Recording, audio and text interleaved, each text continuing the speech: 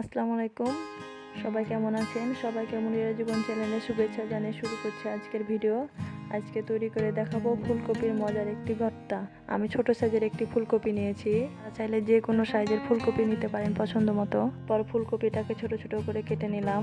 আপনারা চাইলে ফুলকপির শক্ত ডাঁটাগুলো ফেলে দিতে পারেন, আমিও ফেলে দিলাম। এরপর কাটা ফুলকপিগুলো ভালোভাবে ধুয়ে কড়াইয়ে সিদ্ধ করার জন্য রাখলাম। এতে অল্প পরিমাণ পানি ও 1 চিমটি হলুদ গুঁড়া দিয়ে দিলাম। প্রায় 10 মিনিট যুদ্ধ করে অনেক চেষ্টার পর চুলাটা জ্বালাইতে পারলাম। এরপর চুলায় কড়াই রেখে হালকা নাড়াচাড়া দিয়ে ঢাকনা দিয়ে ঢেকে দিলাম। ফুলকপি সিদ্ধ হতে কিছুটা সময় লাগবে, তাই বাকি কাজগুলো আমি করে রাখছি। 2টা টমেটো, কিছুটা পেঁয়াজ কুচি, কিছু রসুন কাটলাম। আমি পেঁয়াজ আর রসুন একটু কম দিয়েছি, আপনারা চাইলে বেশি দিতে পারেন।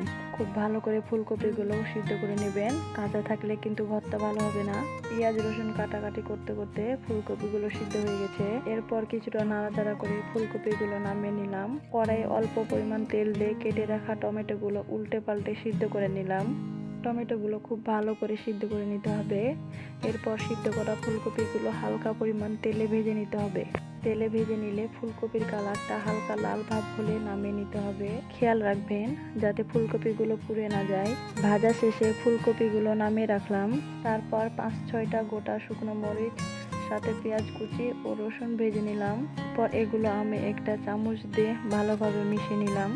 ভর্তাটা আমি হাত দিয়ে করতে চাইছিলাম না, কিন্তু হলো না, হাতে করতেই হলো। যদিও হাতে মাখা ভর্তা খেতে বেশি সুন্দর। আমি সব কিছু দিয়ে মাখার পর সরিষার তেল দিলাম।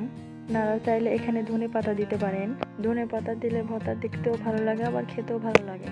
ভিডিওটি ভালো লাগলে প্লিজ সাবস্ক্রাইব করবেন।